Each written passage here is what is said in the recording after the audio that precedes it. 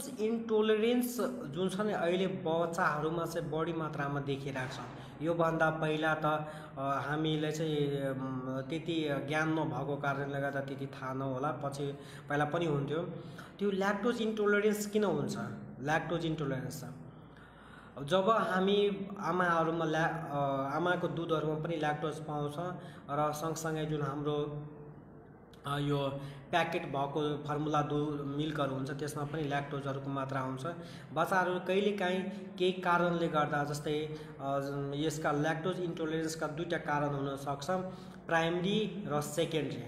प्राइमरीमा के हुन्छ भने तपाईको यदि जेनेटिक कुनै इन्जाइमहरू डिफिसियन्सी छ, आन्द्राहरूमा ल्याक्टेज इन्जाइम भनेर हुन्छ जुन कि ल्याक्टोजलाई चाहिँ कार्बोहाइड्रेटलाई चाहिँ पचाउने हुन्छ। यदि केही डिफिसियन्ट छ र पहिलादेखि नै छ भने तपाईले चाहिँ यो जीवनभरि चाहिँ यो ल्याक्टेजलाई चाहिँ पचाउन र तपाईले चाहिँ यस्तो डायरिया जस्तो चाहिँ भइरहन्छ।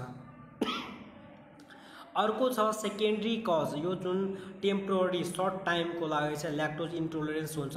यसमा चाहिँ जुन हाम्रो आन्द्राहरू हुन्छ जहाँ ल्याक्टेज इन्जाइम हुन्छ त्यसमा चाहिँ कुनै प्रकारको इन्फेक्सन भयो, ग्यास्ट्रोइन्टेराइटिसहरू भयो या के कुनै इन्फ्लामेसनहरू भयो भने हाम्रो केही छिनको लागि चाहिँ अल्टर बाउल ह्याबिट अल्टर हुन्छ बच्चाहरूमा र यो दिशाहरू अनडाइजेस्टेड दिशाहरू भइराख्ने, पिचिक पिचिक टाइपको दिशाहरू भइराख्ने जस्ता हुन्छ र कुनै इन्फेक्सनहरू छ भने त्यो अनुसार हामीले चाहिँ ट्रिटमेन्ट गरेर चाहिँ पछि चाहिँ यो निको हुँदै जान्छ ल्याक्टोज इन्टोलरेन्स। त्यही भएर चाहिँ केही जाँचहरू हुन्छ यो ल्याक्टोज यो स्टुल रिड्युसिङ सब्स्टान्सहरू जाँचहरू गर्ने हो र पछि चाहिँ त्यो निको हुँदै जान्छ।